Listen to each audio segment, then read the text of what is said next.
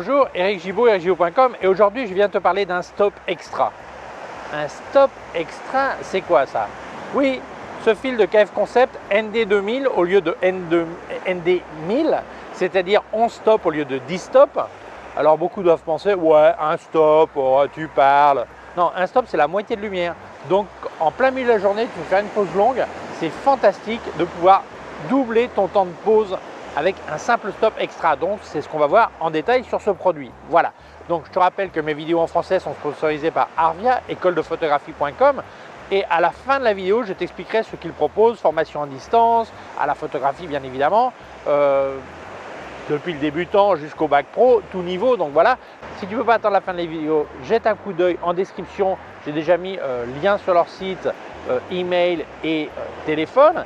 Si tu veux attendre la fin de la vidéo, là-bas je raconte aussi un truc photo. Voilà, donc c'est parti. Bon, je vais te donner tout de suite les données techniques et puis après on se concentrera sur faire les photos. Alors j'ouvre la boîte, hein, comme d'habitude, hein, les boîtes de KF Concept, nickel, hein, fermeture aimant, ok, voilà.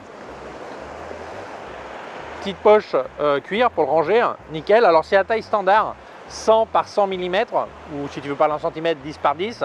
Épaisseur 2 mm, donc c'est une taille standard. Tu peux l'utiliser non seulement sur des porte-fils de KF Concept, mais aussi sur des porte-fils que tu peux avoir qui supportent la taille standard. Voilà. Alors, je vais le monter avec le porte-fils de KF, le système Pro de KF Concept, et je vais donc monter les cadres. J'avais présenté dans une autre vidéo, je te laisse là, pour que ça mette, je puisse le mettre avec les cadres.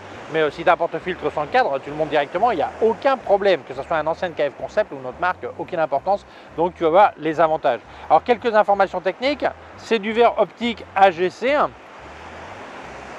Ok, s'ils le disent, ok. Alors le traitement, 28 couches sur les deux côtés.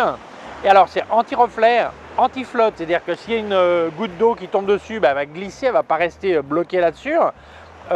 Anti-huile, s'il y a de l'huile, bah, pareil, ça évite que ça reste graisseux tout ça, et aussi anti-rayures. Voilà, donc bon, bah, classique chez KF Concept, je me répète, mais enfin c'est peut-être la première fois que tu vois une de mes vidéos où je présente un produit de KF Concept au niveau des filtres. Donc voilà, donc la qualité est vraiment au rendez-vous. Donc on va voir, je vais le monter donc avec le système Pro, je vais monter les cadres et on va attaquer, faire les photos. Continuons.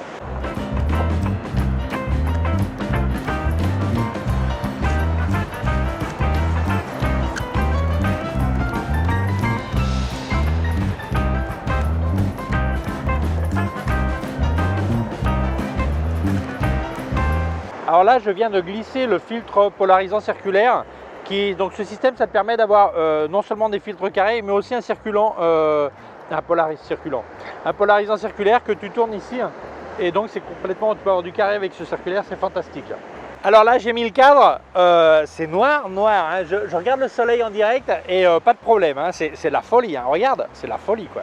Bon là, j'ai oublié de dire, j'ai le filtre polarisant qui coupe un stop. J'ai oublié de le dire l'autre jour quand j'ai fait la présentation du OM System OM1 qui est là. J'ai expliqué la pause longue et j'ai oublié, quand j'ai fait mes calculs, il y a certains qui m'ont dit mais c'est bizarre, ça coupe plus que ce que tu dis. Ben oui, effectivement, j'ai oublié de dire que le polarisant coupe un stop. Donc j'avais fait l'essai en enlevant tout le bloc. Donc après évidemment il va un stop de moins. Ok, là voilà, j'ai pas mis le filtre pour que tu vois, mais si il y a le filtre polarisant. Ça m'indique à f8 1 125e de seconde. Je vais faire une petite photo, hop, pour que tu l'aies, voilà la photo. Alors plusieurs fois j'ai expliqué comment on coupait, comment on calculait la chute de la lumière. Si tu ne veux pas t'embêter dans des calculs, tu as plusieurs manières. Comme ta vitesse est mise en tiers de stop, normalement, ben, tu fais 1, 2, 3, 1, 1, 2, 3, 2, 1, 2, 3, 3, 1, 2, 3, 4, jusqu'à 1, 2, 3, 11 en tournant la petite roulette. Ou simplement tu descends la roulette jusqu'à ce que le petit bâton central soit, le bâton soit au centre. Là, ça me donne 6 secondes d'exposition. On va faire la photo, on va voir la différence. Alors je rappelle, quand tu fais une photo comme ça, désactive le stabilisateur, c'est conseillé, ou mets-le en automatique, qui ne s'active que si ça bouge. Donc si ça bougeait, de toute façon la photo c'est fichu. Et deuxièmement, mets aussi un bon trépied. Là j'avais présenté ce trépied déjà, je te laisse le lien par là. Donc la photo est faite. Ça fait le nettoyage du bruit que tu peux désactiver aussi et le faire en post-production. Donc on va regarder la photo, voir le résultat. Voilà, maintenant je vais faire le test en mettant le ND10, le ND1000 qui a 10 stops, pour que tu puisses comparer cet extra de stop qui fait vraiment une différence sur la photo. Donc, bon, à mon avis, après, c'est à toi de voir. Voilà. Alors oui, évidemment, voilà mon OM System OM1. Donc, merci beaucoup à Digitphoto de me l'avoir envoyé. Je laisse lien de leur site web en description et aussi lien direct vers le boîtier de l'appareil. Voilà. Bon, je vais mettre le 10 stop. Alors, moi, je te donne un truc. Quand tu fais une photo, quand tu fais une série comme ça et que tu n'es pas sûr quand tu vas voir tes photos après, quand tu as changé de système de fil, parce que les fils ne sont pas indiqués, tu peux voir par la durée sur les exifs, mais c'est pas toujours évident. Fais une photo dans le vide, sans filtre. Alors elle va être complètement cramée, mais comme ça tu sais que tu avais changé un truc.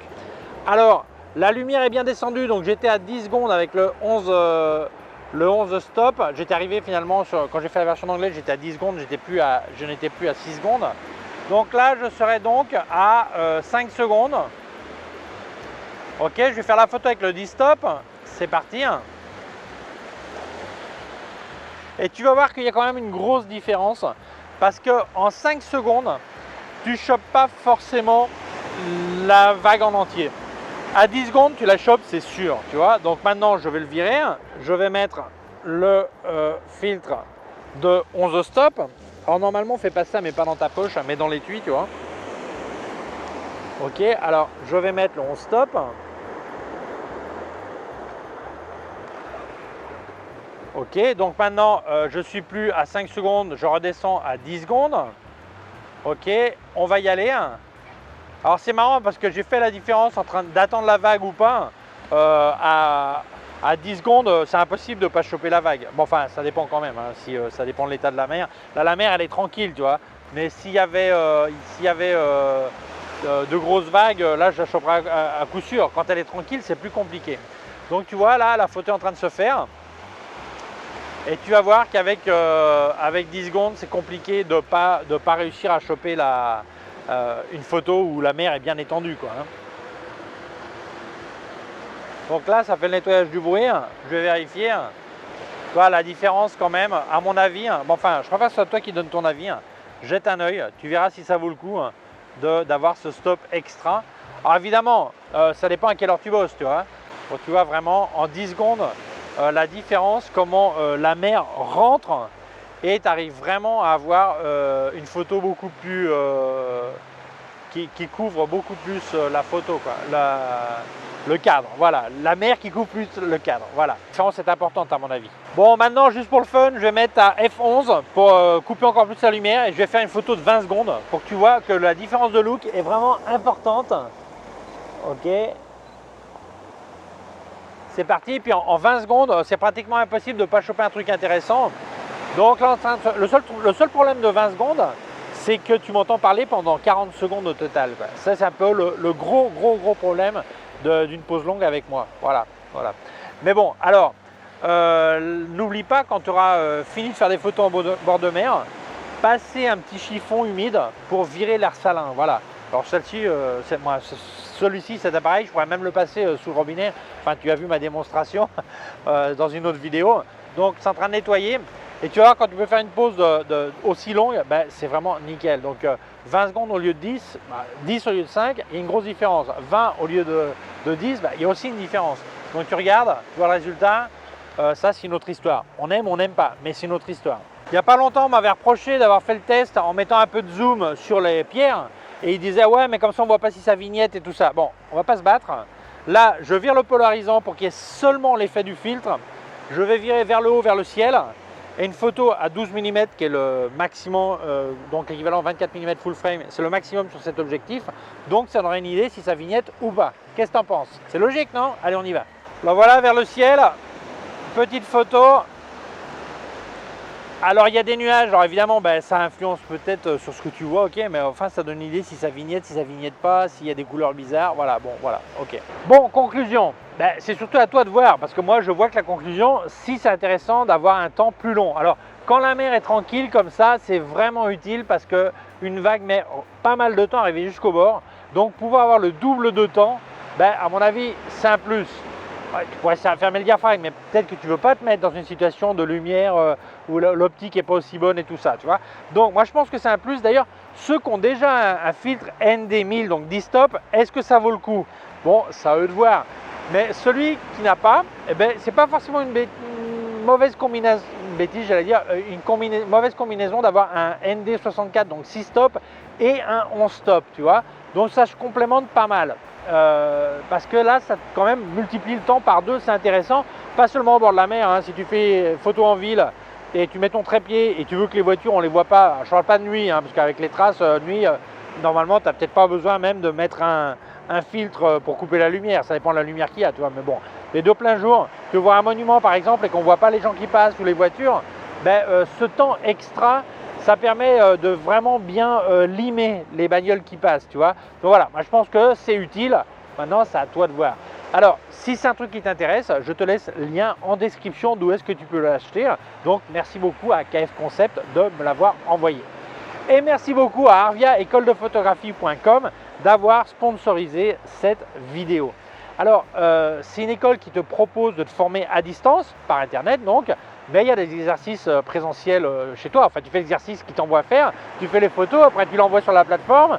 Tu as des photographes diplômés qui te corrigent. D'ailleurs, ils te donnent un rendez-vous pour... Bon, tu demandes un rendez-vous, parce que voilà, dès que tu as monté ça, tu dis voilà, je veux mon rendez-vous pour qu'on parle des photos que j'ai fait. Donc le mec en chat, le professeur en chat rentre, explique ce que tu as fait de bien, ce que tu n'as pas fait bien et tout ça. Et voilà, donc ça permet vraiment de progresser depuis le niveau débutant jusqu'au niveau pro. Alors que tu veuilles être un photographe amateur avancé ou un pro, bah, les deux sont possibles. Ils ont 4 formations, je crois, donc tu te formes, ça met entre 8 et 12 mois suivant ce que tu choisis. Et surtout, ce qui est intéressant, c'est que tu vas passer une dizaine d'heures par semaine. Et aussi, très intéressant, c'est que si tu as le droit au CPF, donc compte personnel de formation, tous les gens qui travaillent ont droit, beaucoup de gens qui travaillent ont droit au CPF, donc ça va te permettre de te former gratuitement. Donc, comme je dis toujours, quand je présente une vidéo, un petit truc, regarde là, j'ai mis mon trépied, regarde comment il est mis. Mets toujours 2 pattes. Il y a des gens, je ne sais pas pourquoi, ils mettent une patte à l'arrière, 2 à l'avant. Non, mets 2 pattes à l'arrière pour avoir la place de te mettre contre ton trépied et une patte à l'avant pour que l'objectif soit au-dessus de cette patte. Donc ça va éviter que ça bascule vers l'avant. C'est tout bête, mais c'est un truc qui a sauvé certains appareils photo. Voilà. Donc autre truc important, n'oublie pas de contacter Arvia écoledephotographie.com de ma part, parce que je crois que maintenant ils donnent un petit guide photo pour ceux qui contactent de ma part. Donc n'oublie pas Eric Gibaud. Donc je te laisse leur lien en description, téléphone, email et tout ça. Donc voilà, merci beaucoup à eux. Merci au fait Digit Photo pour l'appareil photo. Je ne me lasserai jamais de les remercier. Voilà, merci à toi d'avoir vu la vidéo. Si tu penses que ça peut intéresser d'autres personnes, je t'invite à la partager sur les réseaux sociaux. Si tu ne l'as pas encore fait, je t'invite à t'abonner à ma chaîne YouTube. Il y a un petit bouton par là et une clochette. Si tu appuies sur la clochette, tu recevras un avis quand je monte une nouvelle vidéo. Mon site web ericgibaud.com/fr pour la version en français. Mes cours de photographie en vidéo ericgibaud.com/fr/cours en ligne. Si tu as une quelconque question, tu peux laisser un commentaire dessous. Je laisse aussi des liens de mon matos sur Digit Photo et sur Amazon. Et aussi des liens de tout ce que j'ai testé de KF Concept et de Sandmark. Et aussi un lien de mon compte PayPal auquel tu vas faire un don. Prends soin de toi et à très bientôt. Ciao.